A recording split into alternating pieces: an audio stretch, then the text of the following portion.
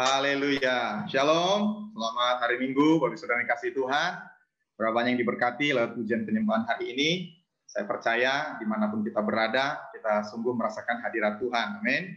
Sebelum saya melanjutkan khotbah, saya mau say hi dulu yang online di YouTube. Shalom Ibu Arum, Tuhan berkati. Tidak tahu apa sudah di Australia atau masih di Indonesia.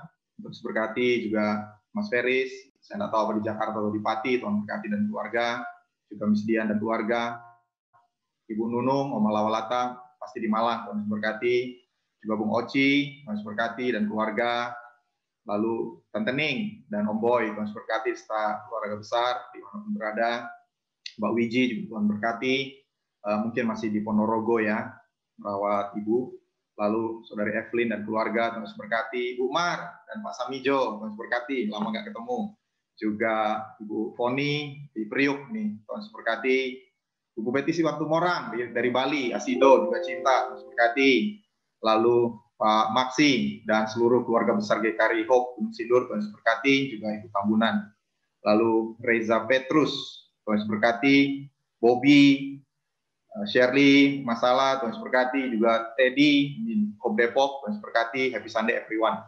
Nah, saya percaya kita semua ada dalam lindungan Tuhan. Dan hari ini kita juga akan lebih diberkati lagi waktu kita buka hati kita untuk mendengar firman Tuhan. Mari kita satukan hati, kita berdoa Bapak Saudara. Bapak, kami bersyukur untuk hari yang luar biasa, kami bisa beribadah di hari Minggu, hari yang Tuhan jadikan untuk kami khusus beribadah, kami berkumpul bersama saudara yang kami kasihi, keluarga kami sudah memuji menyembah Tuhan, dan saat ini kami mendengar firman Tuhan, kami buka hati kami, biar Roh Kudus mengurapi kami, sehingga setiap perkataan yang kami dengar sungguh membangkitkan iman kami percaya bahwa tahun ini kami akan mengalami pertambahan dalam hal-hal baik yang Tuhan sudah kerjakan dalam hidup kami. Kami mengalami multiplikasi karena ada janji Tuhan bagi kami secara khusus lewat tempat di mana kami tertanam di GKRI dan juga di GKRI Hope. Urapi hamba-Mu dan kami semua yang mendengar firman Tuhan. Di dalam nama Tuhan Yesus. Kita semua yang siap mendengar firman Tuhan sama-sama katakan amin. Katakan kiri kanan, kalau ada teman di kiri kanannya, kita pasti diberkati hari ini. Nah, hari ini saya menyampaikan firman Tuhan dengan judul Kunci Mengalami Multiplikasi. Kunci mengalami multiplikasi. Ini yang Tuhan taruh dalam hati saya untuk disampaikan kepada jemaat Hope mengenai multiplikasi atau pelipat gandaan. Dan kita akan sama-sama belajar dari Abraham, Bapak semua orang percaya kepada Tuhan Yesus, Bapak semua orang beriman, bagaimana mengalami multiplikasi dalam hidupnya. Dan ini masih dalam pembahasan tema GKRI tahun 2021, juga menyambung khotbah gembala minggu yang lalu. Tema GKRI tahun 2021, mari kita baca sama-sama, 2, 3. Multiplikasi kasih karunia, jiwa-jiwa, dan ucapan syukur bagi kemuliaan Allah. Katakan sama-sama, saya akan mengalami multiplikasi kasih karunia, jiwa-jiwa, dan ucapan syukur bagi kemuliaan Allah. Berapa banyak di antara kita yang ingin memuliakan Allah? Saya percaya kita semua ingin memuliakan Tuhan, amin. Dan kenapa kita harus memuliakan Allah? Karena kalau kita tidak memuliakan Allah, maka alternatifnya akan terjadi. Kita bisa memuliakan setan yang akan menghancurkan orang-orang di sekitar kita. Atau juga memuliakan diri kita sendiri yang bisa menyebabkan kita sombong dan juga berujung kepada kehancuran hidup kita. Itu sebabnya saya memastikan kita semua punya kerinduan, Tuhan, hidup saya ini saya mau pakai untuk kemuliaan bagi Tuhan. Nah, tema ini diambil dari ayat di 2 Korintus 4 ayat 15. Mari kita baca, 2, 3. Sebab semuanya itu terjadi oleh karena kamu, supaya kasih karunia yang semakin besar berhubung dengan semakin banyaknya orang yang jadi percaya, menyebabkan semakin melimpahnya ucapan syukur bagi kemuliaan Allah. Jadi Apostol Daniel, orang tua rohani kita sebelum dimuliakan, diangkat ke surga, membagikan ayat ini untuk menjadi tema tahun 2021, tapi juga saya percaya seterusnya seumur hidup kita, bahwa akan ada semakin besar kasih karunia, akan ada semakin banyak orang yang menjadi percaya, menyebabkan semakin melimpahnya ucapan syukur. Jadi kata semakin di sini ada 3, semakin besar kasih karunia, semakin banyak orang menjadi percaya, dan semakin melimpah ucapan syukur. Nah, kita ringkas kata semakin besar, semakin banyak, semakin melimpah ini menjadi satu kata multiplikasi. Katakan multiplikasi. Nah, kemampuan multiplikasi itu sebetulnya awalnya ada di tangan Tuhan. Tuhanlah yang punya kuasa untuk memultiplikasi. Tapi ketika Tuhan menciptakan manusia, Tuhan memberikan kuasa memultiplikasi itu ke dalam diri manusia. Di Kejadian 1 ayat 26, Tuhan memerintahkan Adam itu bermultiply, kalau dalam bahasa Inggris, atau bertambah banyak.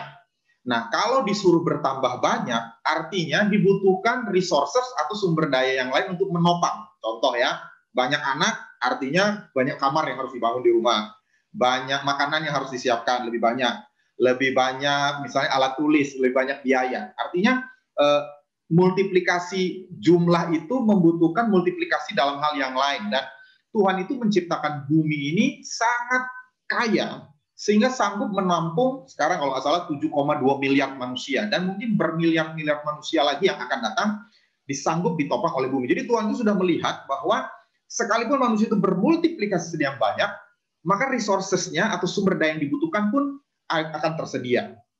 Jadi multiplikasi ini ada bagian dalam rencana Tuhan. Sehingga kalau kita ingin hidup dalam rencana Tuhan, terus maju dalam rencana Tuhan, maka kita juga berhak mengalami multiplikasi ini. Amin.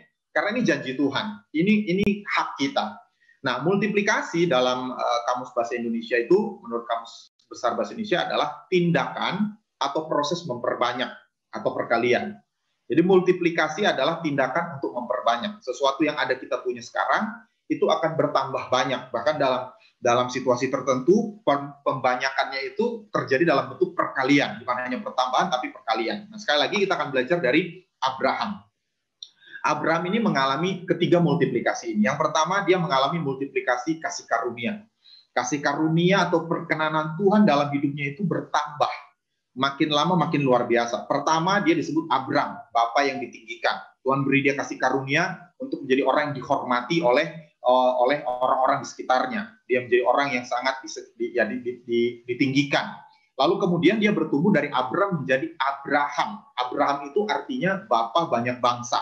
Dia mendapat kasih karunia Tuhan menjadi orang yang dipilih Tuhan untuk menjadi bapa banyak bangsa. Tapi tidak sampai di situ. Yang ketiga, Abraham bertumbuh menjadi bapa orang beriman. Dia bukan hanya punya keturunan yang banyak, tapi semua orang yang percaya kepada Yesus itu disebut keturunan Abraham. Jadi yang pertama itu di Kisah Rasul 7 ayat 2-3, Abraham mendapat kasih karunia. Stefanus bercerita, jawab Stefanus, saya saudara-saudara dan bapak-bapak, dengarkanlah, Allah yang maha mulia telah menampakkan dirinya kepada bapa leluhur kita Abraham ketika ia masih di Mesopotamia sebelum ia menetap di Haran. Jadi Allah yang maha mulia itu bicara Allah yang benar. Allah yang menciptakan langit dan bumi, Allah yang menciptakan bumi dan seisinya. Berbeda dengan Allah yang disembah oleh saudara-saudara Abraham di Mesopotamia, di Ur-Kasdim, tempat asalnya. Dan kemudian Abraham itu keluar dari gaya hidup yang akan memimpin dia kepada kebinasaan. Selama dia masih menyembah dewa-dewa di luar Tuhan yang benar, sekalipun dia Bapa yang ditinggikan, dia akan binasa. Hidup seseorang itu tidak akan kekal kalau dia ada di luar penyembahan kepada Allah yang benar. Tapi kemudian tidak berhenti di situ, Abraham dipanggil untuk menjadi bapa bagi banyak bangsa. Jadi dia diselamatkan, dia keluar dari negerinya, tapi kemudian ayat 3, dan firman kepadanya, keluarlah dari negerimu dan dari sanak saudaramu, dan pergilah ke negeri yang akan kutunjukkan kepadamu. Lalu kemudian ayat ke-8, lalu Allah memberikan kepadanya perjanjian sunat, dan demikianlah Abraham memperanakan Ishak. Lalu menyunatkannya pada hari yang ke-8, dan Ishak memperanakan Yakub, dan Yakub memperanakan ke-12 bapa leluhur kita. Jadi dari seseorang yang sudah menopause, yang sudah mati pucuk, kalau istilah kita, tidak mungkin lagi produktif melahirkan anak, dia kemudian melahirkan Ishak, Sarah istrinya melahirkan Ishak, lalu kemudian melahirkan Yakub, lalu kemudian melahirkan 12 bapak leluhur suku Israel, dan sekarang menjadi satu bangsa Israel. Tapi tidak berhenti sampai di situ saja. Kasih karunia Tuhan bertumbuh lagi. Dia menjadi bapa orang beriman. Mari kita baca bersama-sama karena ini menyangkut kita. Karena itulah kebenaran berdasarkan iman supaya merupakan kasih karunia, sehingga janji itu berlaku bagi semua keturunan Abraham. Bukan hanya bagi mereka yang hidup dari hukum Taurat, tetapi juga bagi mereka yang hidup dari iman Abraham. Sebab Abraham adalah bapa kita semua. Jadi kita yang percaya karena iman diselamatkan di dalam Tuhan Yesus, kita adalah orang-orang keturunan Abraham. Mungkin saudara masih ingat ya, waktu dulu gereja anak atau sekolah minggu istilahnya dulu ya. Bapak Abraham mempunyai banyak sekali anak-anak, aku anaknya dan kau juga. Mari puji Tuhan tangan kanan. Yang nggak tahu berarti terlambat, nggak pernah datang icebreaker, datangnya udah lagi pujian. Tapi sebagian besar tahu lagu ini. Kita ini anak Abraham, aku anaknya dan kau juga. Kenapa? Karena Bapak Abraham itu dapat kasih karunia. Dia bukan hanya sekedar Bapak bagi banyak bangsa, orang Israel, tapi menjadi Bapak semua orang beriman. Dari orang-orang di luar bangsa Israel. Lalu kemudian yang kedua, Abraham juga mengalami multiplikasi jiwa-jiwa. Ada jiwa-jiwa yang Tuhan tambahkan dalam hidupnya. Orang-orang yang dia pengaruhi. Ini bukan hanya sekedar keturunan biologis, anak-anak yang kita lahirkan, tapi orang-orang yang kita pengaruhi, kita influence lewat hidup kita. Orang-orang yang akan kita bawa kepada Tuhan. Orang yang akan mengenal Yesus, tapi juga bertumbuh di dalam Tuhan lewat hidup kita. Di Ibrani 11 ayat 11-12 dikatakan, karena iman ya Abraham juga dan Sarah beroleh kekuatan untuk menurunkan anak cucu walaupun usianya sudah lewat, karena ia menganggap dia yang menjanjikan itu setia. Jadi ayat 12 juga dikatakan, itulah sebabnya maka dari satu orang, malahan orang yang telah mati pucuk, terpancar keturunan besar seperti bintang di langit dan seperti pasir di tepi laut yang tidak terhitung banyaknya. Jadi bicara tentang jiwa-jiwa ini, kalau Abraham memang mengalami secara fisik, secara jasmani, tapi juga secara rohani. Abraham itu mempengaruhi paling tidak 3 agama besar dunia, agama Islam, agama Yahudi, dan agama Kristen dan Katolik. Jadi mungkin sekitar 2,5-3 miliar orang saat ini hidup karena pengaruh iman Abraham. Jadi jiwa-jiwa itu tidak melulu hanya keturunan biologis yang ditambahkan ke dalam hidupnya, tapi orang-orang yang dia influence, orang-orang yang dia pengaruhi imannya, kepercayaannya, nilai-nilai hidupnya. Dan Tuhan mau janjikan itu dalam hidup kita, bahwa kita tidak hanya melulu menghasilkan hal yang sifatnya jasmani, tapi hidup kita ini punya dampak rohani bagi orang-orang di sekitar kita. Lalu kemudian Abraham juga mengalami multiplikasi ucapan syukur. Nah, mungkin Bapak Saudara berkata, apa itu pastor ucapan syukur? Maksudnya lebih banyak nyanyi. Nah, ucapan syukur ini waktu itu apostol juga sharing di pimpinan sinode, memang spesifik bicara tentang berkat secara jasmani. Nah, apa hubungannya? Ucapan syukur itu selalu berkaitan dengan rasa terima kasih kita kepada Tuhan. Ketika Tuhan melakukan sesuatu dalam hidup kita, ketika Tuhan menjadi pribadi tertentu dalam hidup kita, mengasihi kita, menyelamatkan kita, memulihkan kita, kita bersyukur, kita mengucapkan terima kasih. Dan kita selalu membutuhkan sesuatu untuk menyatakan ucapan syukur kita. Sekali lagi, secara khusus apostol dalam pewahyuan ini, bahwa ini bicara tentang materi, keuangan, berkat-berkat jasmani yang Tuhan akan multiplikasi dalam hidup Bapak Saudara dan saya. Yang mau mengalaminya katakan amin. Amin. Dan Tuhan sanggup memberi kepada kita sekalipun di tengah kondisi ekonomi yang sulit karena pandemi ini. Karena ekonomi kerajaan surga itu tidak tergantung oleh ekonomi dunia. Banyak cerita di Alkitab kita sudah lihat bagaimana Tuhan memeliharakan umatnya di tengah-tengah masa-masa kelaparan, penderitaan. Dan itu yang Tuhan mau janjikan juga untuk kita semua. Amin. Abraham contohnya, Abraham pernah mengalami hal yang sama di Kejadian 12 ayat yang ke-10. Kejadian 12 ayat 10, ketika kelaparan timbul di negeri itu, pergilah Abraham ke Mesir untuk tinggal di situ sebagai orang asing, sebab hebat kelaparan di negeri itu. Jadi ketika timbul kelaparan di negeri perjanjian, Abraham pergi. Sebenarnya contoh ini saya mau tunjukkan, Abraham ini sedang melakukan satu kesalahan fatal. Tapi di tengah kesalahannya pun, Tuhan bisa mereka-rekakannya, mengubahnya untuk mendatangkan berkat dalam hidupnya. Ketika dia bertobat, ketika dia kembali kepada tuntunan Tuhan. Jadi ceritanya sebetulnya ini sesuatu yang tidak tepat untuk ditiru. Karena Abraham pergi ke Mesir tanpa minta tuntunan Tuhan. Dia tidak minta arahan Tuhan, dia hanya pakai pertimbangan rasionya. Memang waktu itu Mesir adalah satu negara yang kaya, negara adikuasa, negara maju, negara adidaya pada zamannya, pada zaman itu. Sehingga Abraham berpikir, kalaupun di Kanaan itu timbul kelaparan, di Mesir pasti banyak makanan. Sehingga logikanya dia tinggalkan tanah perjanjian dan pergi ke Mesir. Tapi apa yang selalu dimulai dengan pertimbangan rasio manusia pasti harus diatasi lagi dengan pertimbangan manusia. Dan masalahnya apa? Di ayat 11-13, pada waktu Abraham akan masuk ke Mesir, ia berkata kepada Sarah istrinya, memang aku tahu bahwa engkau adalah seorang perempuan yang cantik parasnya. Apabila orang Mesir melihat engkau, mereka akan berkata itu istrinya. Jadi mereka akan membunuh aku dan akan membiarkan engkau hidup. Jadi katakanlah bahwa engkau adikku, supaya aku diperlakukan mereka dengan baik, dan karena engkau, dan aku dibiarkan hidup oleh sebab engkau. Jadi sekali lagi, kalau udah karena tidak tuntunan Tuhan, ketika timbul masalah, apa yang dia lakukan, dia pasti pakai logikanya lagi, rasionya lagi. Dan ayat yang ke-16, true enough, Firaun menyambut Abraham dengan baik-baik, karena ia mengingini perempuan itu, mengingini Sarai. Dan Abraham mendapat kambing domba, lembu sapi, keledai jantan, budak laki-laki dan perempuan, keledai betina, dan unta. Nah, sekali lagi, saya tidak memakai contoh ini untuk mengeneralisir. Seolah-olah Abraham itu pakai tipu muslihat. Dia berikan istrinya untuk bisa mendapatkan harta. Bukan, sama sekali bukan itu niat Abraham. Abraham itu berdusta karena dia ingin menyelamatkan nyawanya. Akibatnya Sarah itu diambil istri oleh Firaun, walaupun tidak bersetubuh dengan dia. Karena Tuhan menimpakan tulah kepada Firaun dan seisi istananya.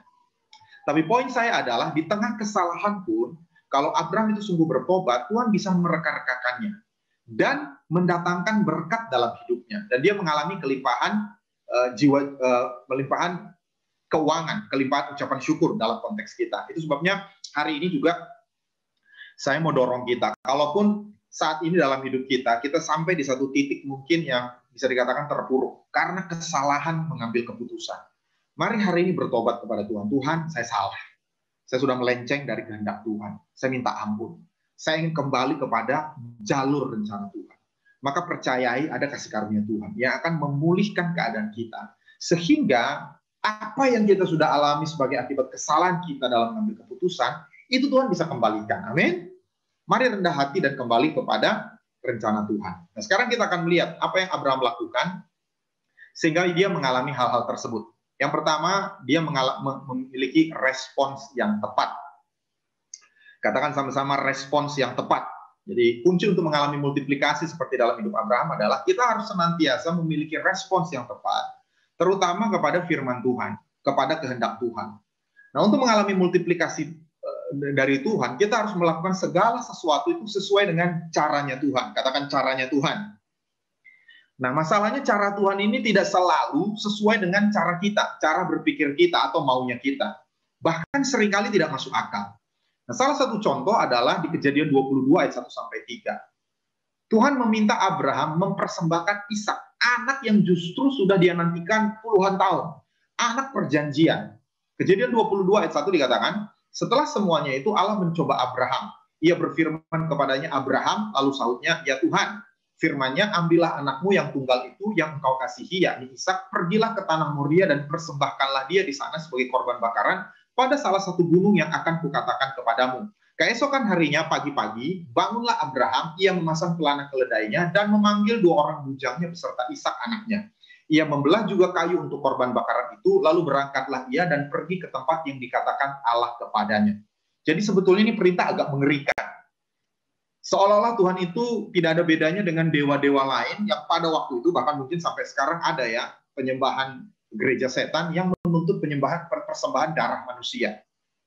Tuhan itu tidak pernah sejak awal, sejak minta korban, sejak zaman Nuh, bahkan sejak zaman Abel ya, pertama kali mempersembahkan korban, tidak pernah Tuhan itu meminta pengorbanan manusia. Memang ada dewa Moloch, dewa Asyera, Asyetoret yang meminta persembahan manusia, tapi tidak, karena manusia itu serupa dan segambar dengan Allah. Nah, tiba-tiba Abraham dapat perintah. Nah, dia tahu bahwa Tuhan itu baik. Tidak mungkin Tuhan itu kontradiktif. Tapi tidak sekalipun dia meragukan perintah Tuhan ini. Abraham itu sangat mengenal sifat Tuhan. Bahkan sampai Abraham itu disebut sahabatnya Tuhan.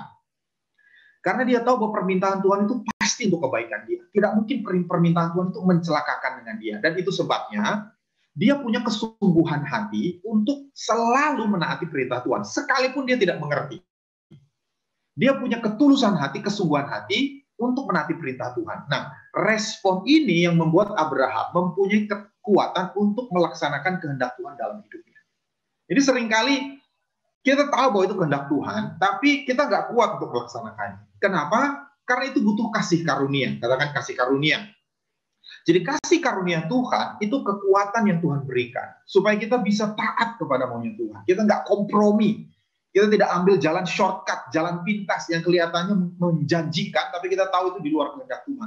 Tapi kita rela untuk lewati prosesnya, karena kita tahu ini kehendak Tuhan. Dan kita butuh kekuatan dari Tuhan. Di Roma 1 ayat 16 dikatakan seperti ini, sebab aku mempunyai keyakinan yang kokoh dalam Injil, karena Injil adalah kekuatan Allah yang menyelamatkan setiap orang yang percaya, pertama-tama orang Yahudi, tetapi juga orang yang Yunani. Jadi Rasul Paulus dengan jelas berkata bahwa Injil itu kekuatan Allah yang menyelamatkan.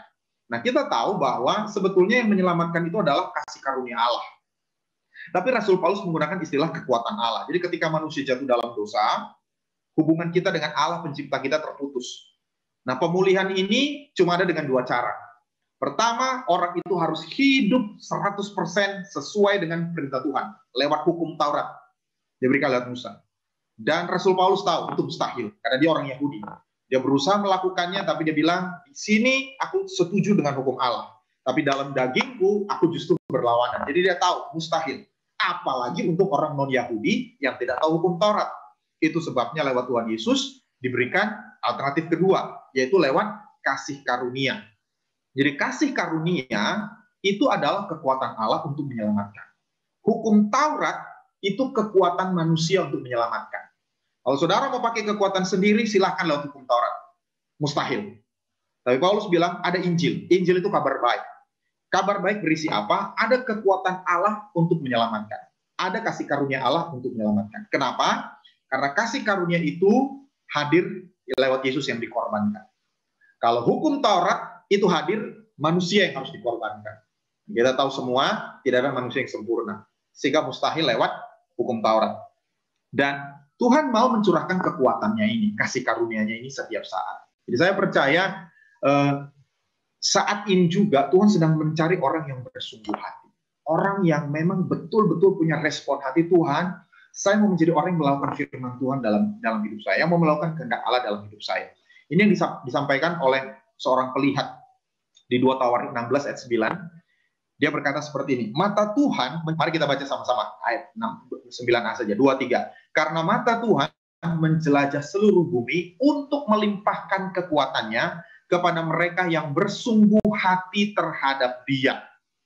Habis itu saja. Memang dilanjutkan, dalam hal ini kau telah berlaku bodoh. Jadi raja yang diminta Tuhan untuk melakukan sesuatu itu tidak bersungguh hati. Sehingga dia tidak mendapat kekuatan Tuhan yang maksimal dalam hidupnya. Dan akhirnya dia mulai mengalami kekalahan dalam peperangan. Tapi saya sungguh dikuatkan lewat ayat ini. Bahwa setiap saat Tuhan itu menjelajah setiap tempat di seluruh bumi. Mencari satu orang bersungguh hati. Orang yang bersungguh hati. Untuk apa? Untuk melimpahkan kekuatannya. Nah, kenapa Tuhan mau setiap saat atau setiap hari itu menjelajah seluruh bumi mencari orang yang bersungguh hati? Pertama, karena Tuhan itu orang pribadi yang mengasihi. Orang yang mengasihi itu selalu ingin menguatkan orang lain. Selalu ingin melihat orang lain itu dalam keadaan yang baik. Nah, Tuhan punya hati seperti itu. Ketika ada orang sakit, Tuhan mau sembuhkan. Ketika ada orang yang kesulitan, Tuhan mau tolong. Ketika ada orang yang terikat oleh dosa, Tuhan mau lepaskan. Itu pribadi kasih. Tapi yang kedua, Tuhan itu punya agenda. Tuhan itu punya planning, punya rencana, dan dia butuh orang-orang partner untuk melakukannya. Dan Tuhan tahu untuk melakukan rencana itu dibutuhkan kekuatan. Itu sebabnya ada kata Tuhan itu mencari orang yang bersungguh hati. Nah, saya selidiki di Perjanjian Lama, bersungguh hati itu dalam bahasa Ibrani-nya shalem. Ya, Yerusalem. Mirip dengan shalom ya.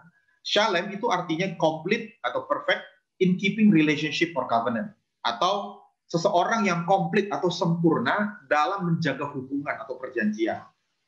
Jadi syarat Tuhan untuk mencurahkan kekuatannya itu dia cari orang-orang yang serius. Kalau bangun hubungan dengan Tuhan, memang serius dalam menjaga relationship, menjaga hubungannya.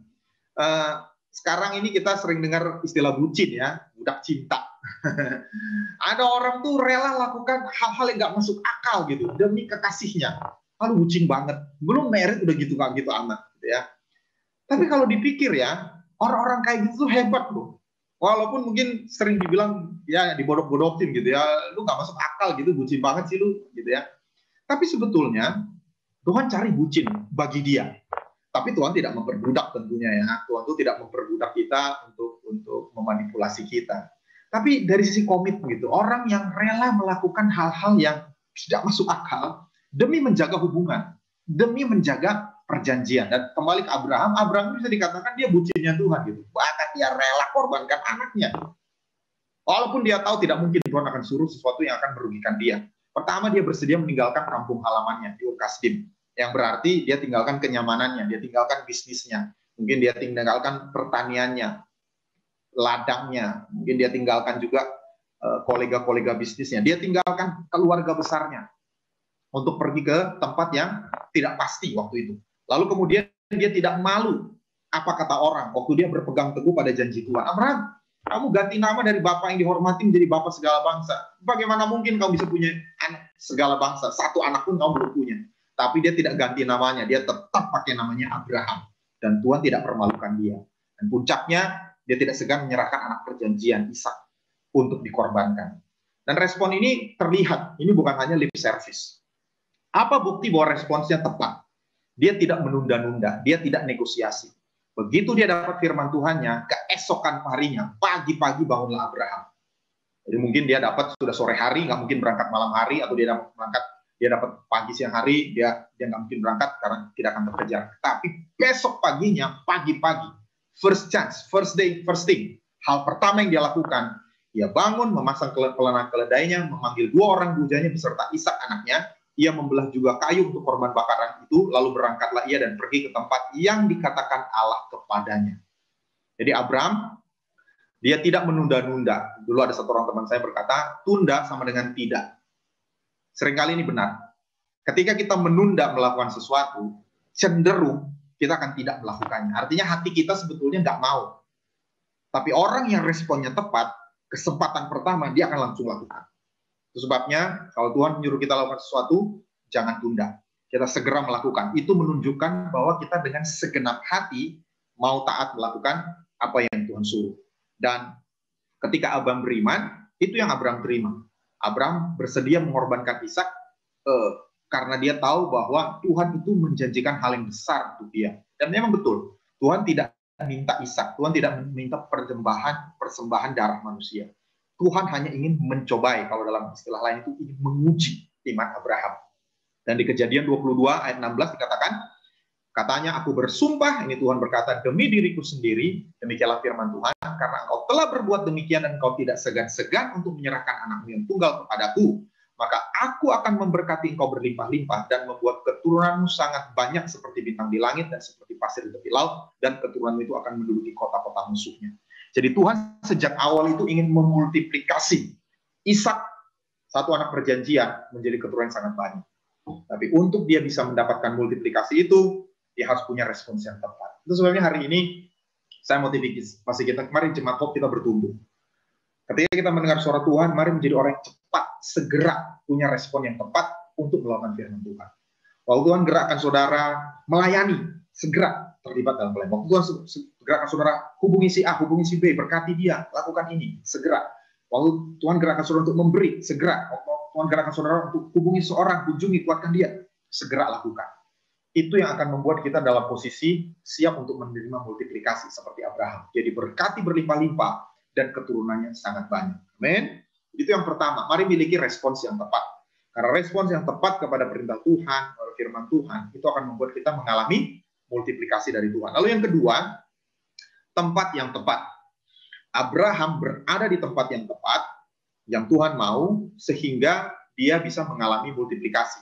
Jadi untuk mengalami multiplikasi, kita harus berada di tempat yang Tuhan mau. Abraham misalnya, dia pergi dari Ur Kasdim ke tanah perjanjian. Lalu kemudian dia ada di tempat yang tepat, di mana Tuhan mau. Kali ini, Tuhan suruh dia pergi ke satu tempat bernama Bukit Moria. Dan Abraham taat. Kejadian 22 ayat 2, firman-Nya, ambillah anakmu yang tunggal itu yang engkau kasihi, yakni Ishak, pergilah ke tanah Moria, dan persembahkanlah dia di sana sebagai korban bakaran pada salah satu gunung yang akan kukatakan kepadamu. Jadi rupanya, di daerah Moria, di tanah Moria ini ada beberapa gunung. Dan Tuhan bilang, pergi dulu ke tanah Moria, nanti aku akan akan tunjukkan tempat yang tepat. Di situ nanti engkau akan korbankan. Dan di ayat 4 dikatakan, ketika pada hari ketiga, Abraham melayangkan pandangnya, kelihatanlah kepadanya tempat itu dari jauh. Di dalam kitab Yasher, kalau saudara suka sejarah, bisa cari di kitab Yasher, Abraham dan Ishak itu melihat ada tiang api dan awan di atasnya yang menunjukkan itu tempat Shekinah Glory berada. Di situ tempat yang ditunjuk oleh Tuhan untuk mempersembahkan. Jadi ada tempat yang spesifik. Jadi saya percaya begini, saudara. Kalau kita ingin diberkati, kita harus tahu tempat di mana Tuhan mau kita berada. Nah, pertanyaan mungkin, kenapa harus di Bukit Moria? Tuhan itu Maha tahu. Jadi Tuhan tahu bahwa 2000 tahun yang akan datang, tempat di mana Ishak dikorbankan itu adalah tempat orang-orang Romawi menyalibkan para penjahat. Jadi Tuhan tahu sejarah. Tuhan tahu apa yang akan terjadi ribuan tahun masa yang akan datang. Sehingga Tuhan mau pengorbanan Ishak ini menjadi pesan profetik untuk orang-orang Yahudi terutama, karena nanti mereka yang akan menyalibkan Tuhan Yesus, dan juga untuk seluruh dunia yang akan tahu sejarah terutama ya 3 agama besar dunia ini, tahu bahwa ada satu tempat di mana Ishak turut dikorbankan. Dan kemudian tempat yang sama itu juga yang menjadi tempat Salomo membangun bait suci. Ketika Shekinah Glory itu turun, imam-imam tidak tahan untuk melayani, mereka tersungkur. Jadi ada satu tempat spesifik di mana Tuhan mau kita berada. Dan itu penting. Kenapa? Karena kalau kita tidak tahu, tidak sadar bahwa tempat yang Tuhan taruh ini adalah tempat dari Tuhan, kita tidak akan aman. Kita selalu iri melihat orang lain. Kita selalu pengen tempat orang lain. Aduh, enak ya jadi kayak dia. Enak ya kerja di tempat dia. Enak ya jadi pengusaha kayak dia. Enak ya punya orang tua kayak dia. Enak ya di gereja seperti gereja dia. Enak ya punya PKS kayak dia. Enak ya punya mentor kayak dia. Kita selalu nggak happy. Padahal disinilah tempat Tuhan mau berkati kita mengalami multiplikasi.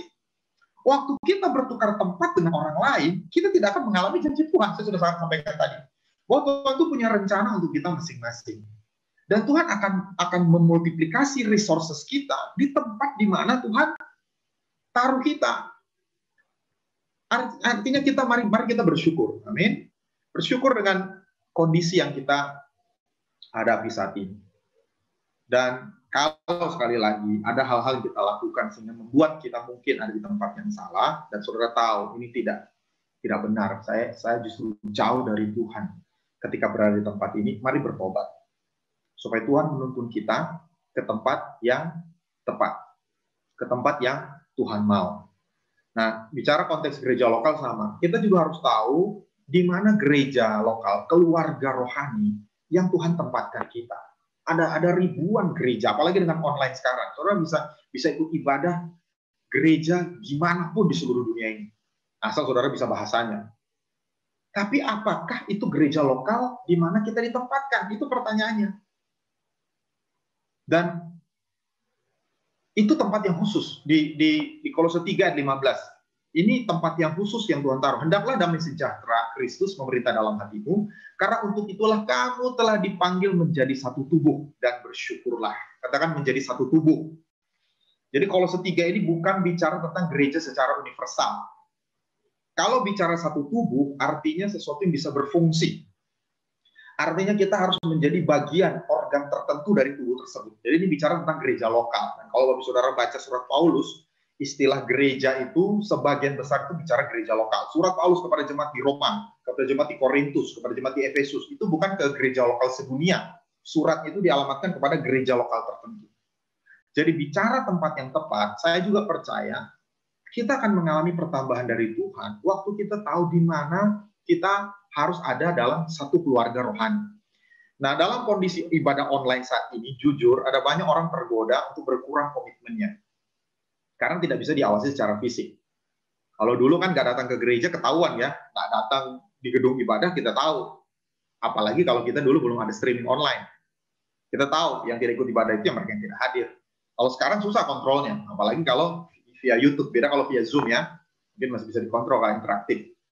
Tapi sekalipun gitu ya, kita yang komitmen ikut nonton dan sebagainya, secara atmosfer itu berbeda. Beda waktu kita live di satu ruangan yang sama dengan band, dengan WL, dengan singersnya. Dan ini membuat kita tergoda untuk turunkan antusiasme kita. Tapi lewat khotbah ini, hari ini saya mendorong, mari kita tetap memiliki roh yang menyala-nyala. On fire. Roh yang menyala-nyala. Dimanapun Tuhan tempatkan kita. Dalam satu komunitas, satu gereja lokal. Karena di situ kita akan mengalami multiplikasi kasih karunia. Multiplikasi jiwa-jiwa. Multiplikasi ucapan syukur. Nah, di dalam sebuah tubuh pun, kita harus tahu di mana posisi kita. Di 1 Korintus 12 ayat 1, tetapi Allah telah memberikan kepada anggota masing-masing secara khusus suatu tempat pada tubuh seperti yang dikehendakinya. Jadi yang pertama, saudara harus tahu di tubuh mana. Di komunitas mana, di keluarga rohani mana engkau ditempatkan Tuhan. Dan kalau saudara sudah di situ, bersyukurlah. Coba katakan kiri kanan, bersyukurlah. Saudara nggak perlu banding-bandingkan diri. Oh, gereja lain seperti ini. Saya nggak lagi bela gereja kita, karena saya pastor, saudara, supaya pastor ngomong gini supaya hari hope militan. Enggak, ini firman Tuhan. Gitu ya. Jadi kalau sudah ditempatkan di Hope, on fire lah di Hope. Kalau saudara lagi dengar khotbah firman Tuhan ini, saudara tertanam di gereja lain, on fire lah di gereja itu. That's my point. Bersyukurlah. Itu tadi yang Kolose 2 ayat 15 katakan ya. Dan bersyukurlah. Jangan komplain, jangan mengeluh, jangan ingin lari. Bersyukurlah di tempat itu. Amin. Tapi sesudah kita dalam satu tubuh, kita juga harus tahu tempat kita pada tubuh tersebut. Dan semua jemaat itu penting.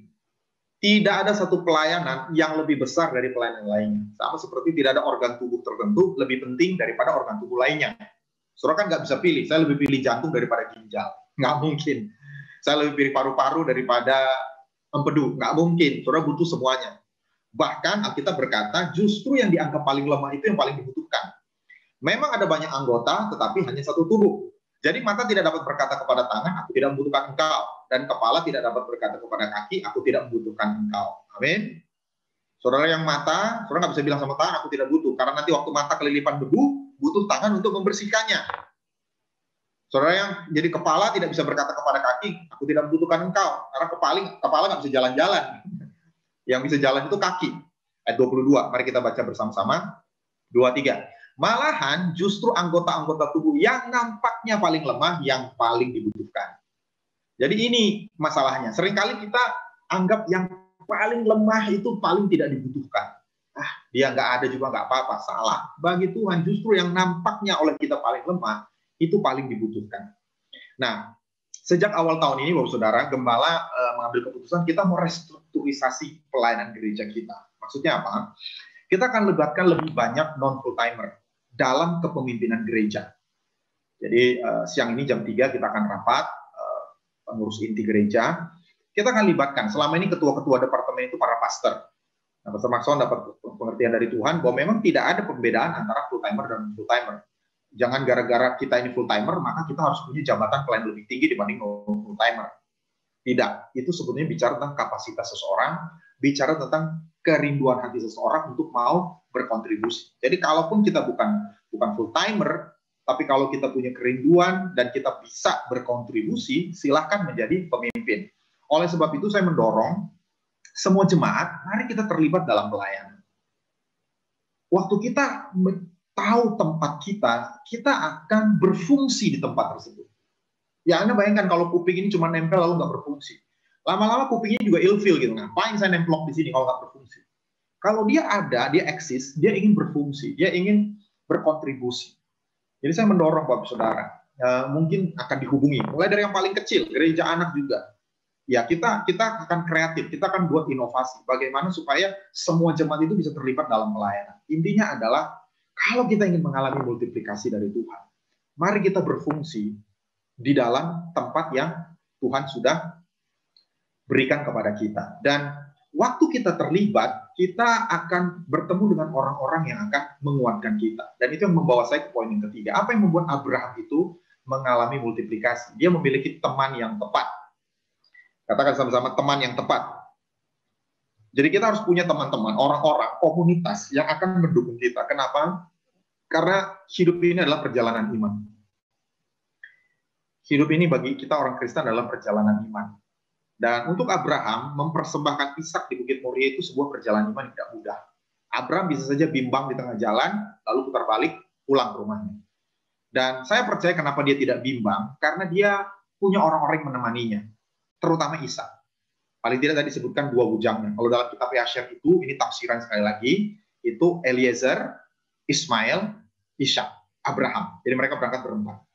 Lalu kemudian Ismail dan Eliezer berhenti, karena mereka tidak bisa melihat Shekinah Glory itu berhenti di Bukit Moria. Yang bisa melihat cuma Abraham dan Ishak. Sehingga Tuhan mau dua orang ini saja berangkat. Tapi poin saya adalah, kenapa Abraham itu bisa sampai pada akhirnya di Bukit Moria yang Tuhan tunjukkan? Karena Ishak juga komitmen untuk melakukan perintah Tuhan. Kejadian 22 ayat yang ke-6, lalu Abraham mengambil kayu untuk korban bakaran itu dan memikulkannya ke atas bahu Ishak. Jadi dia sudah bisa pikul kayu bakaran. Tidak mungkin masih balita. Tidak mungkin masih remaja. Ini sudah orang dewasa. Dan kalau kita lihat di kejadian, kurang lebih usia Ishak itu sudah 37 tahun. Usia Abraham itu 137 tahun. Jadi bukan Abraham lagi yang panggul korban bakarannya, Ishak. Anaknya sedang di tangannya, di bawahnya api dan pisau. Demikianlah keduanya berjalan bersama-sama. Lalu kemudian ayat ke-9, Sampailah mereka ke tempat yang dikatakan Allah kepadanya, lalu Abraham mendirikan mezbah di situ, disusunnya kayu, diikatnya Ishak anaknya itu, dan diletakkannya di mezbah itu di atas kayu api. Jadi Ishak itu dengan sukarela mau diikat. Dia udah berumur 37 tahun. Abraham 137 tahun. Kalau dia melawan, ada juga Abraham yang dia ikat. Jadi Abraham dikorbankan. Tapi dia dengan sukarela. Dia bahkan bilang, ya, di kitab Yasir, saya baca sedikit ya. Dia bilang, Bapak jangan ragu. Lakukan 100% apa yang Tuhan mau. Saya rela untuk mensupport. Nah, kita perlu orang-orang yang seperti ini. Suami-suami, saudara perlu istri-istri yang mensupport visi Tuhan dalam hidup. Istri-istri juga perlu suami-suami yang mendukung. Support apa yang jadi kehendak Tuhan. Anak-anak. Tapi juga teman gereja, kalangan gereja, komunitas. Nah, Bapak Ibu Saudara, sekarang ini kan fenomenal ya, gereja online. Hampir semua gereja itu sekarang tidak sulit untuk buat online church, streaming di media sosial juga, Instagram, bisa ada IGTV dan sebagainya. Tapi saya renungkan, saudara, gereja online itu bukan hanya sekedar konten yang diupload. Kalau upload konten, menurut saya tidak perlu gereja, kita pribadi juga bisa. Gereja online itu sebetulnya adalah tetap komunitas. Bedanya mereka berhubungan secara online lewat internet. Jadi sekali lagi, inti dari gereja online itu bukan hanya sekedar upload kegiatan. Dulu yang offline, di-shoot pakai kamera, lalu kemudian di-upload ke daring. Itu salah satunya. Tapi sebetulnya gereja online itu adalah tetap kita punya komunitas. Tapi sekarang komunikasinya bukan on-site, kita bertemu di online, di dunia maya. Tapi komunitasnya tetap ada. Nah, sekali lagi ini yang menjadi tantangan. Dulu yang on-site saja, mungkin orang tidak terlalu berminat. Tapi saya tetap lihat sisi positifnya. Kondisi sekarang, orang itu rindu bersekutu, rindu bertemu. Makanya ya bisnis kayak Zoom gini booming ya. Karena orang itu ingin berkomunikasi. Bahkan yang selama ini mungkin nggak pernah ketemu keluarga besar, tiba-tiba ada Zoom keluarga besar. Jadi orang itu punya kerinduan. Nah, ini kesempatan bagi kita. Nah, poin saya juga untuk GKRI Rekom. Kita mau kembangkan ini. Kita mau punya komunitas. Kita mau, apa itu artinya komunitas? Komunitas itu dalam bahasa Yunani itu koinonia, persekutuan. Artinya partaker, kita ambil bagian dalam hidup kita satu sama lain. Saudara ambil bagian dalam hidup saya ambil bagian dalam hidup Bapak Ibu Saudara. Kita saling menguatkan, kita saling mendoakan, kita saling bertukar kesaksian atau pergumulan doa. Jadi bukan hanya sekedar nonton, bukan hanya sekedar dengar khotbah seperti ini. Kita perlu terlibat. Nah, menariknya ada satu survei yang menunjukkan bahwa ternyata mereka yang aktif di gereja online itu adalah mereka juga yang aktif di gereja waktu offline. Jadi sebetulnya nggak beda jauh gitu. Bedanya sekarang komunikasinya dengan lewat internet. Jadi kalau dulunya memang dia kurang aktif, sekarang biasa aja gitu. Tapi kalau dulunya dia memang aktif, begitu online dia tetap aktif. Tapi saya berdoa supaya lewat khotbah hari ini, saudara termotivasi. Ya, saya mau mengalami multiplikasi dari Tuhan. Mari become a partaker. Ambil bagian. Jadi jangan pikir, pastor saya udah ikut ibadah. Kapan? Tadi saya dengar YouTube-nya. Ya saya ketiduran tadi jam 10. Tapi saya rerun kok. Jam 12 saya nonton, saya ikutnya. Bukan itu. Apakah kita masih menjadi bagian dari komunitas GKRI Rekom? Kalau saudara punya pergumulan, saudara punya orang di gereja ini untuk saudara bagikan. Dan orang itu peduli. Tahu seperti Ishak. Itu derita lu, Bram. Lu yang dapat perintah, urusan lu. Gua mau hidup. Dia bisa bilang kayak gitu. Tapi enggak, dia tahu ini perintah Tuhan untuk bapaknya. Supaya bapaknya bisa dapat janji Tuhan, saya harus bekerja sama. Dan itu yang membuat kita menjadi kuat juga. Di masa-masa pandemi seperti ini, ya kita tahu bahwa,